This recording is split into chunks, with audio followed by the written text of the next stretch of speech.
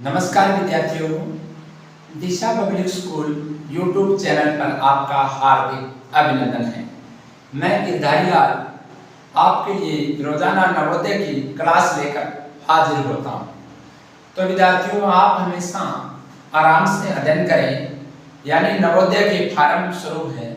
आपको मैं सूचना दे रहा हूँ कि नवोदय के फार्म भरने की अंतिम तारीख है वो 10 अगस्त है, यानी इससे आगे तारीख नहीं बढ़ाई जाएगी, क्योंकि नवोदय की तारीख है जो एक बार फिक्स कर दी जाती है वो तारीख ही रहती है। तो आप बिना समय गंवाए, बिना इंतजार किए इस फार्म को अप्लाई कर दें। ई मित्र पर जाकर इस फार्म को अप्लाई कर दें ताकि आप वंचित न रहें। तो हम क्या है, रोजाना दिशा पब्लिक स्कूल यूट्यूब चैनल पर ये नवोदय की क्लास लेकर आते हैं और रोजाना हर रोज ये क्लास होती है। तो मेरी आपसे यही विनती है कि आप छोटे बच्चे हैं, लेकिन अगर आप अब से अध्ययन करना शुरू करोगे तो लगभग जनवरी माह में एग्जाम होगा। जनवरी माह में एग्जाम होगा। एग्जाम में इन प्रश्नों की पकड़ है बहुत मजबूत हो जाएगी। मैं धीरे धीरे आपको अध्ययन करवाते हुए आगे बढ़ते हुए चलेंगे, जिससे आपका सिलेक्शन बहुत ही आसान हो जाएगा। और मुझे पूर्ण विश्वास है कि ये जो प्लेटफॉर्म शुरू किया गया है दिशा पब्लिक स्कूल बड़ोपल यानी उग्रसेन जी सर के द्वारा, ये जो प्लेटफॉर्म शुरू किया गया है नवोदय का, बहुत ही एक अच्छी सोच है। यानी ऐसे संस्था प्रदान होने चाहिए कि जो ऐसे सोच रहे हैं कि बच्चे नवोदय में जाएंगे, हमारे स्कूल का नाम रोशन होगा कि ये कौन से स्कूल से तैयारी करके आए हैं, और ऐसे संस्था प्रधान ने इन बच्चों को अच्छी मंजिल पाने के लिए तैयारी करवाई है। तो क्या है, कई ऐसे करते हैं कि ये बच्चा हमारे स्कूल से चला जाएगा, हमारा एक एडमिशन कम होगा, तो ऐसी सोच नहीं रखनी चाहिए। तो ये उग्रसेन जी सर के द्वारा ये प्लेटफॉर्म शुरू किया गया है कि नवोदय की क्लास है ये शुरू की जाए हमारे स्कूल की तरफ से, विद्यालय की तरफ से। तो ये बड़ोपल का एक स्कूल है, एकमात्र स्कूल ऐसा है जो नवोदय की तैयारी साथ साथ में बच्चों को करवा रहा है। तो मैं धन्यवाद देना चाहता हूँ उग्रसेन जी सर का कि उन्होंने ये प्लेटफॉर्म शुरू करके छोटे छोटे बच्चों के भविष्य के लिए सोचा है कि वो मेरे स्कूल से विद्यार्थी आगे जाकर नाम रोशन करेंगे। तो विद्यार्थियों, आप तैयार हो जाएं। आज का पहला प्रश्न है, पार्ट नंबर 3 है दर्पण प्रतिबिंब का। इस दर्पण प्रतिबिंब को हम अच्छे से कंप्लीट करेंगे, फिर अगले पार्ट पर चलेंगे। तो साथियों, आज का पहला प्रश्न करेंगे विद्यार्थियों, आज का पहला प्रश्न करेंगे। इस पहले प्रश्न में क्या है कि हमारे को दिया गया है इस तरीके की आकृतियां बना दी जाएगी या कोई अक्षर शब्द लिख दिया जाएगा, यानी आकृतियां बनाकर कोई शब्द लिख दिया जाएगा और एग्जामिनर हमें कहेगा कि ये आकृति है, और आप इन आकृतियों में से क्या है, ये जो 4 ऑप्शन है हमारे पास, 4 ऑप्शन है, ए, बी, सी और डी। इस प्रकार 4 ऑप्शन दिए हैं, 4 ऑप्शन दिए होंगे। इन 4 ऑप्शनों में से हमें छांटना है भी कौन सी आकृति दर्पण प्रतिबिंब में बन रही है, ये हमें ध्यान रखना है। तो दर्पण प्रतिबिंब के प्रश्न हैं वो धीरे धीरे करते हुए हम आगे बढ़ रहे हैं और एक मजबूत पकड़ की ओर चल रहे हैं। यानी दर्पण प्रतिबिंब में हमारा कोई भी क्वेश्चन है वो गलत नहीं होगा। साथियों, ये मुझे पूर्ण विश्वास है कि आप अच्छे से अध्ययन कर रहे हैं और मन लगाकर अध्ययन कर रहे हैं, तो आपका सिलेक्शन 100% संभव है। अब देखिए पहला प्रश्न, जैसे इस तरीके की आकृति होगी, ए, एन और पी लिखा है, तो ये कहेगा एग्जामिनर हमें ये आपके पास चाहे शब्द है चाहे आकृति है। अब ये आकृति है, इस आकृति को अगर हम दर्पण के आगे रखेंगे तो हमारे को ये शब्द कैसे दिखाई देंगे, ये बताना है। इसका एक तरीका ये है कि इस तरीके की आकृति को हम रफ कार्य में लिखते हैं, जैसे ए एन पी, जैसे ए एन और पी है। अब क्या है, इसके आगे दर्पण रखेंगे ना इस तरीके से, तो पहले आप एक एक शब्द चेक कर सकते हैं। जैसे ए लिखेंगे, इसके आगे दर्पण रखेंगे, इसका उल्टा करेंगे, उल्टा करेंगे तो ए ऐसा का ऐसा ही रहेगा, ए क्या रहेगा, ऐसा का ऐसा रहेगा। तो हम यहाँ क्या है, ए का ऐसा रख लेते हैं, ए इस ऐसा का ऐसा रहेगा। अब बात करते हैं एन के बारे में, एन के बारे में बात करते हैं। एन है, इसके आगे दर्पण है, एन क्या है, उल्टा होगा, उल्टा होगा तो एन कैसा बनेगा, ऐसा बनेगा एन, यानी दर्पण प्रतिबिंब में पलटी लगा जाता है, कोई शब्द है या कोई आकृति है वो पलटी लगा जाती है दूसरी साइड में, इस तरीके से बनेगा। तो हम क्या है, इस तरीके से लिख लेंगे। आप देखें ये पी है, ये पी है, पी के आगे दर्पण है तो ये पी उल्टा होगा, क्या होगा, उल्टा होगा, तो इस तरीके से उल्टा होगा।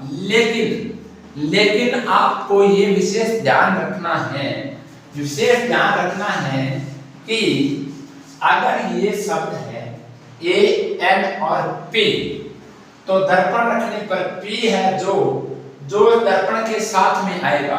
जैसे ए एन पी है, ए एन और पी है, और ये दर्पण प्रतिबिंब है, ये क्या है, दर्पण प्रतिबिंब है। ये पी इसके साथ में आएगा यहाँ पर और उल्टा हो जाएगा, यानी ये साथ में आएगा और उल्टा हो जाएगा, पलटी लगा देगा, उल्टा हो जाएगा। और ये 2 नंबर में एन है, ये एन इस तरीके से आएगा, इस सीधे एन का उल्टा होगा, ये एन होगा। अब ए देखें, ए इधर आकर पलटी लगा देगा, लेकिन ए जैसा है वैसा दिखेगा, ये देखें ए। अब देखो ये आकृति बनी है हमारी, तो ये कौन से ऑप्शन में है, ये कौन से ऑप्शन में है, ये हम चेक करते हैं। आप देखें, पहले ये देखें पी का क्यू हो गया, उल्टा हो गया, तो यहाँ पर क्या है, ए है, तो ये ऑप्शन तो गलत है। आप देखें ये पी, ये ऐसे है, लेकिन एन है जो सही है। एन क्या है, जैसा है वैसा का वैसा है, तो ये नहीं होगा, ये नहीं होगा। अब चलते हैं इस पर, ये देखें ऐसा है, एन उल्टा हो गया, यानी ये ऐसे सही था, लेकिन इस तरीके से पलटी खा गया, इस तरीके से पलटी लगाने के बाद एन उल्टा हो जाता है। लेकिन ये देखें ए है, ये ए यहाँ पर है, ये ए तो उल्टा हो गया, ये नहीं हो सकता, ए उल्टा हो गया तो ये नहीं हो सकता। ऑप्शन में थोड़ी सी समस्या है, हम सही कर लेते हैं, ऑप्शन सही कर लेते हैं, यानी आप चेक करें। आप इसमें हम चेक करते हैं भी, ये पी है, पी का क्या बन गया, पी का बन गया क्यू, ये देखिए क्यू बन गया पी का। आप देखिए ये एन है, ये एन है, एन उल्टा होगा तो एन यहाँ पर ये उल्टा हो गया। अब देखें इधर ए है, ए इधर आ जाएगा, ये देखिए, लेकिन दिखेगा सीधा का सीधा, ए है, ओ है, टी है, आई है, ये कई शब्द है, ये जैसे है वैसे ही दिखाई देते हैं। तो हमारा आंसर क्या आ गया, बी हमारा आंसर आ गया। एक बार और हम चेक करेंगे, एक बार दोबारा हम इसको चेक करते हैं, यानी ए है, उसके बाद एन है, उसके बाद पी है। आप दर्पण रखेंगे ना तो ये पी उल्टा होगा ऐसे, और एन है ये इस तरीके से उल्टा हो जाएगा एन, और ए इधर आ जाएगा ऐसे, ए इधर आ जाएगा। ये सेम आकृति है, ये सेम आकृति है, तो हमारा आंसर आ गया डी। आपको समझ में आ गया हो गया साथियों, यानी मैं अच्छी तरह से आपको समझा रहा हूं, आप आराम से देखें, आपका प्रश्न कभी गलत नहीं होगा। अगर हम आपके लिए निःशुल्क मेहनत कर रहे हैं तो आप भी थोड़ा ध्यान से मेहनत करेंगे तो आपकी मेहनत रंग लाएगी। अगला प्रश्न है, ये देखें सी क्यू और एस, सी क्यू और एस, तो ये दर्पण में कैसे दिखेगी, सी क्यू और एस है, ये दर्पण में कैसे दिखेगी। तो हम यहाँ रफ कार्य में यहाँ पर चेक करते हैं CQS, C और Q और S, दर्पण इसके पास में रखेंगे, ये सभी शब्द हैं, ये पलटी लगा जाएंगे, यानी ये S है तो ये ऐसे होगा ऐसे, और ये Q है, ये इस तरीके से करके, और ये लकीर खींची हुई है ना मेरी, ये इधर आ जाएगी, इधर आ जाएगी, और आगे ये C है, ये C ऐसे है, C ऐसे होगी, C कैसे होगी, इस तरीके से, ये C आ जाएगी इस तरीके से ऐसे। ये आकृति किस में है, ये आकृति कौन से ऑप्शन में है, यानी हम अब मिटा कर देखेंगे भी ये आकृति है, ये कहाँ आ रही है, इसको चेक करते हैं। अब देखें ये S उल्टा हो गया, C है वो सीधा पड़ा है, Q सीधा पड़ा है, गलत है। अब देखें ये S ये है, Q है, C तो उल्टा हो गया, लेकिन Q की ये टांग है ना, ये लकीर, ये ऐसे की ऐसे ही पड़ी है, तो ये गलत है। अब देखें ये देखें, इसमें इस तरीके से है, ये भी इस तरीके से है, और Q है इसकी, ये देखें इधर थी अब इधर हो गई है, और उसके बाद C है, ये इधर हो गई, तो हमारा ऑप्शन कौन सा सही है, ऑप्शन ये सही है। इसमें S सीधा है, S सीधा है, ये तो सही है, लेकिन S है सीधा है, तो ये हमारा गलत है, तो ये हमारा आंसर सही है। तो धीरे धीरे हम बढ़ते हुए आगे चलेंगे, सवालों को हल करते हुए आपका कोई प्रश्न गलत नहीं होने दूंगा, ये मेरा पूर्ण विश्वास है। अगला प्रश्न ये है RPS है और दर्पण प्रतिबिंब में इन आकृति में से कैसे दिखेगा। अब देखें विद्यार्थियों, हमें रफ कार्य में इस तरीके से मैं बता रहा हूँ, इस तरीके से करना है, लेकिन आप कई विद्यार्थी ऐसे हैं कि कागज पर दबा कर लिख लेते हैं और दूसरी साइड से देखते हैं, तो ऐसा नहीं करना है। नियम के अनुसार चलोगे तो आपका प्रश्न सही होगा। वो तो अंतिम रास्ता होता है कि उसको दबा कर कागज पर लिख लेते हैं पेपर पर, और पेपर को पलट कर देखते हैं ये आकृति बन गई, उसमें गलत भी हो सकता है, गलत भी हो सकता है, कोई गारंटी नहीं होती, लेकिन हम अपने दिमाग से इसको सही करेंगे तो हमारा प्रश्न 100% सही होगा। तो आप मैं बता रहा हूँ उसी तरीके से आपको प्रश्न करने हैं। अब देखें, ये देखें RPS, यहाँ लिखेंगे हम RPS, RP और S, RPS लिख दिया है। अब हम इसको दर्पण रखेंगे इसके सामने इस तरीके से, दर्पण रख दिया, इस सभी अक्षर है 3 है ये, इन तीनों को पलटी लगा देंगे, तीनों को क्या है पलटी लगा देंगे, इधर वाली साइड में पलटी लगाएंगे, ये S है तो इस तरीके से ऐसे हो जाएगा, और ये P है तो ये भी इस तरीके से हो जाएगा, और ये R है, इस R को इस तरीके से हो जाएगा। यानी उस प्रश्न आकृति हमारी ये है, इस आकृति को उल्टा कर दिया, इस आकृति को उल्टा कर दिया। आप चेक करते हैं ऑप्शन में से, हम अब चेक करेंगे कि ये आकृति है कौन से ऑप्शन में है। अब देखें, ये देखें ये सेम यहाँ पर है, लेकिन ये P है, P का तो Q बन गया, इसमें P पड़ा है, ये गलत है। अगला तो उल्टा है, लेकिन ये है ना, ये वैसे का वैसा ही पड़ा है, वैसा का वैसा ही पड़ा है, तो ये गलत है। अब देखिए इसमें ये सीधा ही पड़ा है, इसमें कोई पलटी नहीं लगाई, सही नहीं है, इसका भी ये आंसर गलत है। ये देखिए ये सेम यहाँ पर है, और ये अक्षर सेम यहाँ पर है, और R यहाँ पर है, तो हमारा आंसर मिल गया C ऑप्शन। और इसमें भी चेक कर लेते हैं, इसमें S ये इधर इधर पहली बार S यहाँ आना था, ये S यहाँ आना था, लेकिन S इधर आ गया है, तो सभी दर्पण प्रतिबिंब लेकिन सीरीज वाइज नहीं है। जिस तरीके से सीरीज में बताया जाता है उसी प्रकार से हल होते हैं, यानी दर्पण के पास वाला अक्षर होता है वो दर्पण के पास में रहता है, ये ध्यान रखना। अब देखिए हमारा आंसर आ गया, ये कौन सा C हमारा आंसर है। अब चलते हैं 4 नंबर प्रश्न की ओर। 4 नंबर प्रश्न में प्रश्न आकृति हमारे को दी गई है, और दर्पण प्रतिबिंब बताना है। और हमारे पास 4 ऑप्शन है। आप देखें, ये आकृति नोट करेंगे हम। ये आकृति हम क्या है यहाँ पर नोट करते हैं, इस तरीके से नोट करते हैं। नोट करने के बाद हम इसको चेक करेंगे, यानी थोड़ा छोटा लिख लेते हैं कि प्रश्न पूरा आ जाए, इस तरीके से और इस तरीके से।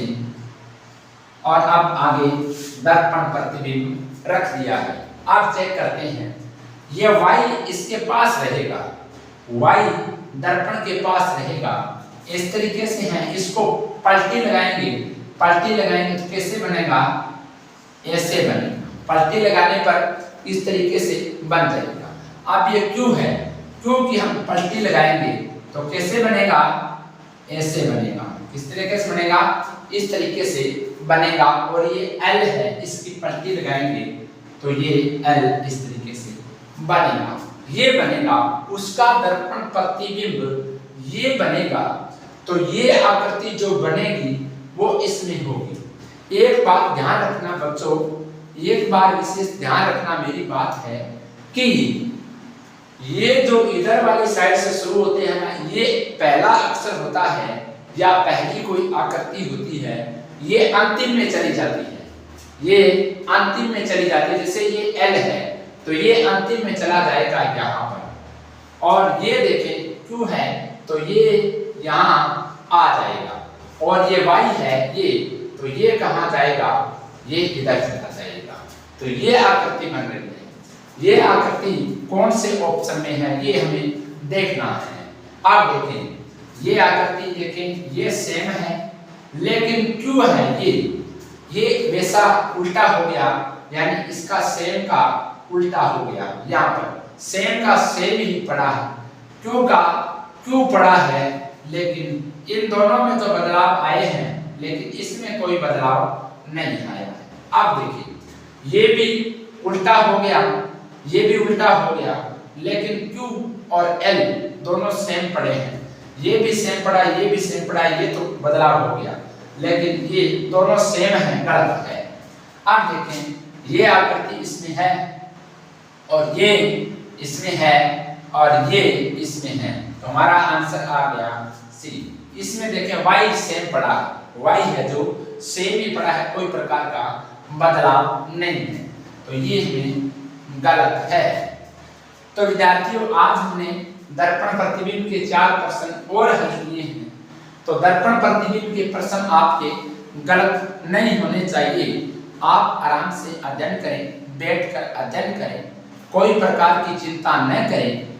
मेरी पूरी गारंटी है 100% कि आपका नवोदय में सिलेक्शन होगा। और ये जो क्लासेस शुरू की गई है, ये दिशा पब्लिक स्कूल यूट्यूब चैनल यानी बड़ोकल की तरफ से उग्रसेन जी सर के द्वारा ये क्लासेस शुरू की गई है। तो आपके लिए इतना अच्छा सोच रहे हैं, तो आप अच्छी तरह से प्लीज मेहनत कीजिए। आपकी मेहनत रंग लाएगी और हमारे विद्यालय का नाम रोशन होगा। तो विद्यार्थियों, अध्ययन करते रहें और अपनी तैयारी को आगे बढ़ाते रहें। हम कल मिलेंगे नवोदय की क्लास में। तब तक जय हिंद, राम राम, धन्यवाद।